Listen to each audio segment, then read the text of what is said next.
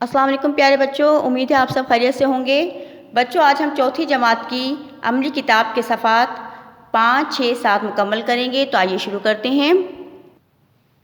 बच्चों, किताब का सफ़ा नंबर 5 खोलिए।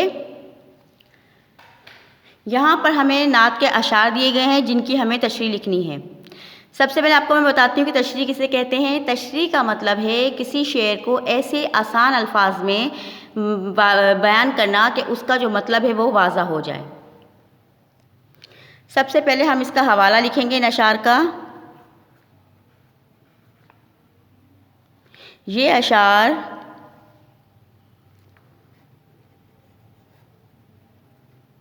हमारी दरसी किताब की नज़म नात से लिए गए हैं और इस नज़म नात के शायर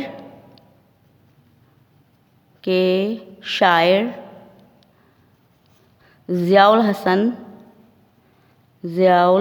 हसन ज़िया हैं।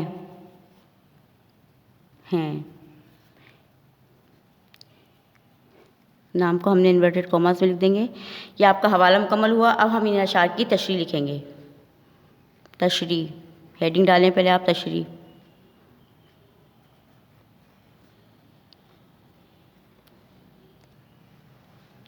इन अशार में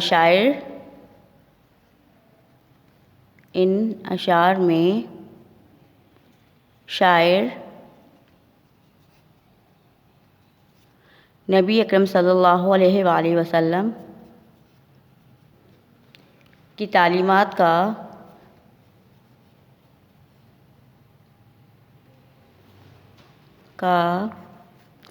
ज़िक्र करते हुए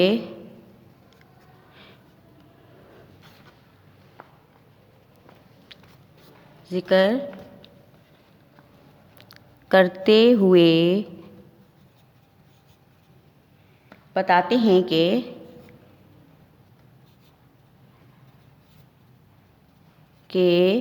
आप सल्लल्लाहु अलैहि वसल्लम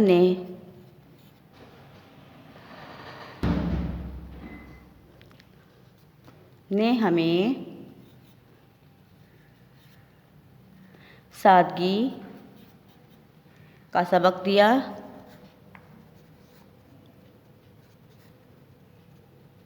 आपस में प्यार और मोहब्बत से रहने, प्यार और मोहब्बत से मिलजुल कर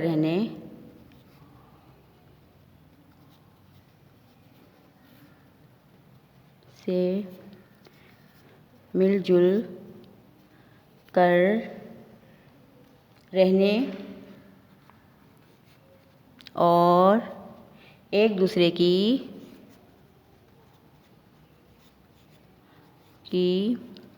इज़्ज़त करने का दर्स दिया है।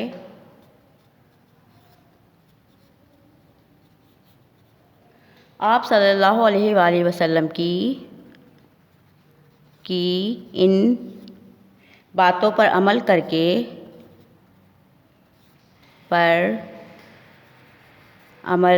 करके हम अच्छे इंसान बन सकते हैं। हम अच्छे इंसान बन सकते हैं। बच्चों, इस तरह आपका सफ़ा नंबर 5 मुकम्मल हुआ। बच्चों, किताब का सफ़ा नंबर 6 खोलिए। क़वाइद हैं हुरूफ़ और नुक्ते, इनकी अहमियत बताई गई है। लिखते वक्त हुरूफ़ पर सही जगह और दुरुस्त तरीके पर नुक्ते लगाना बहुत ज़रूरी हैं। मसलन अगर आपके सामने ये शक्ल हो तो ये बाज़ हरूफ की इब्तदाई शक्ल है। इस पर नुक्तों की तब्दीली से आप ये हरूफ लिख सकते हैं। यानी ये जो शक्ल होती है इस पर अगर आप सिर्फ नुक्ते तब्दील करेंगे तो इनकी जो है पूरी इन हरूफ की जो शक्ल है वो चेंज हो जाती है। जैसे अगर आपने यहाँ एक नीचे नुक्ता लगाया तो ये बे बन गया, इसके नीचे अगर आपने 3 नुक्ते लगाए तो ये पे बन जाएगा। इसी तरह से ऊपर अगर आप 2 नुक्ते लगाएंगे तो ये ते हो जाएगा, ये टे हो जाएगा, से हो जाएगा। अगर 3 नुक्ते हम ऊपर लगाएंगे, नीचे लगाएंगे तो ये पे है, ऊपर आप लगाएंगे तो से है। यहाँ 1 नुक्ता लगा तो ये नून बन गया, और ये अगर हमने 2 नुक्ते इसके नीचे लगा दिए तो ये बन गया। अगर यही हम 2 नुक्ते इसके ऊपर लगा देंगे तो फिर ये ते बन जाएगा। यानी सिर्फ नुक्तों की तब्दीली से जो हरूफ बिल्कुल चेंज हो जाते हैं। बग़ैर नुक्तों के इस शक्ल के कोई मायने नहीं। यानी ये शक्ल जो आपके सामने दी गई है, नुक्तों के बगैर इसके कोई मायने नहीं बनते। आप इसको पढ़ ही नहीं सकते कि क्या है ये। अब इसे नुक्तों के साथ पढ़िए। सबसे पहले उन्होंने आपको शक्ल दी है, अब आप इसको पढ़ सकते हैं? नहीं पढ़ सकते आप। लेकिन जैसे इसके इस अशकाल शक्ल पर जो है वो नुक्ते लगे तो आप इनको अब आसानी पढ़ सकेंगे। जैसे ये पिन हो गया, ये तन हो गया, ये बन हो गया और ये टन हो गया। इसी तरह से उन्होंने आपको नीचे मुख्तलिफ शक्लें दी हैं कि उन पर आपने नुक्ते लगाकर उनको बामायने लफ्ज़ बनाने हैं। जैसे ये है शक्ल आपके सामने, अगर हमने यहाँ पर एक नीचे नुक्ता लगाया तो ये बन गया आपका बिल। अगर हमने एक नुक्ता इसके ऊपर लगा दिया तो ये बन गया नल, और ये बन जाएगा, अगर हमने 2 नुक्ते लगाए तो ये बन जाएगा तिल, और अगर हमने यहाँ पर 3 नुक्ते लगा दिए तो ये बन जाएगा पल या पुल, जो आप पढ़ना चाहें। यानी नुक्ते की तब्दीली से, नुक्ते लगाने से ही जो है वो ये एक बामायने लफ्ज़ में तब्दील हो गया। इसी तरह से अब हमें ये शक्ल दी गई है, हमें इसमें नुक्ते लगाने हैं। इसे हम करेंगे बेलिफ बा ते साकिन बात, तेलिफ ता बे साकिन ताब, नून अलिफ ना पे साकिन नाप, बेलिफ बा पे साकिन बाप। अब ये शक्ल है, इसमें हम नुक्ते लगाएंगे। पे अलिफ पा नून साकिन पान, नून अलिफ ना नून साकिन नान, ते अलिफ ता नून साकिन तान, बे अलिफ बा नून साकिन बान। इस तरह से आपकी ये वाली मश्क मुकम्मल हुई। अब हम अगली मश्क की तरफ आते हैं। इन अल्फाज के मायने लिखिए और जुमले बनाइए। ये आपको अल्फाज दिए गए हैं, पहले आपने इनके मायने लिखने हैं, फिर आपने इनके जुमलों में बनाने हैं या इनको जुमलों में इस्तेमाल करना है। जोड़ा यानी जमा किया हुआ, जमा किया हुआ। अहमद ने बहुत माल जोड़ा हुआ है।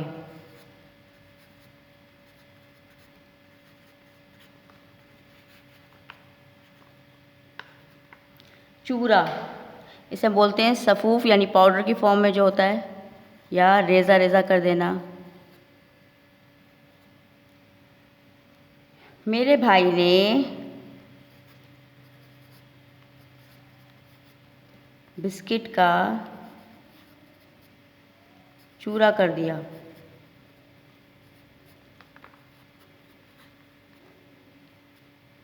पेड़ यानी दरख्त, हमारे घर के बाहर नीम का पेड़ है, नीम का पेड़ है। बेर जो एक फल का नाम है। तोता, बेर बहुत शौक से खाता है।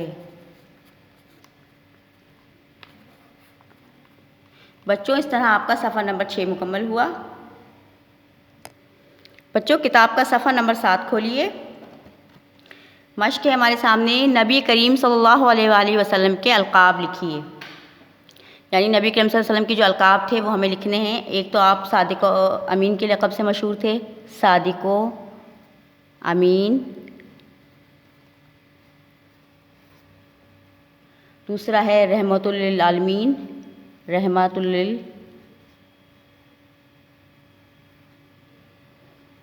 आलमीन।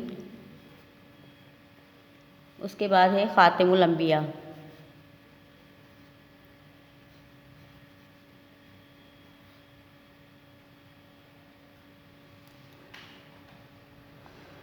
नबी करीम सल्लल्लाहु अलैहि वसल्लम के 3 नाम मालूम करके लिखिए जो कुरान शरीफ में आए हैं, जैसे हसीब, करीम, हामिद, नासिर।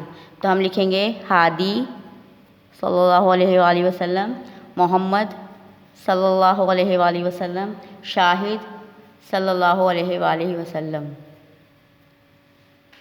बाज़ इस्म ऐसे होते हैं जिन पर नुक्ता नहीं होता, जैसे अहमद, दिल और सर। आपको पता है ना कि इस्म किसे कहते हैं? किसी भी शख्स, चीज़, जगह या जानवर के नाम को हम इस्म कहते हैं, या किसी भी जानदार या बेजान के नाम को हम इस्म कहते हैं। तो उन्होंने कहा है कि आपको इस्म ऐसे लिखने हैं जिसमें कोई भी नुक्ता नहीं आए। उन्होंने मिसालें दी, जैसे अहमद ये भी नाम है, दिल जो है चीज़ का नाम है, सर ये भी चीज़ का नाम है। तो हमें ऐसे इस्म लिखने हैं जिन पर नुक्ते ना हों। जैसे अब हम लिखेंगे आमिर, घर, अलमारी, रस्सी। अब देखें ये ऐसे इस्म है जिस पर जो है वो नुक्ते नहीं आए। आपका ये सफ़ा भी तकरीबन मुकम्मल हुआ। बच्चों, आपका आज का होमवर्क ये है कि अमली किताब के जो सफ़ा नंबर 7 पर जो ये अल्फाज के बेतरतीब मजमूए दिए गए हैं, इनको आपने बामायनी जुमलों में तब्दील करके कॉपी पर लिखना है। ठीक है, और ये पढ़ा हुआ है, कोई ऐसी मुश्किल चीज़ नहीं है आपके लिए। ये सारे बेतरतीब अल्फाज हैं, आपने इन्हीं अल्फाजों को तरतीब देके एक बामायनी जुमले में तब्दील करना है। ठीक है, अल्लाह हाफ़िज़।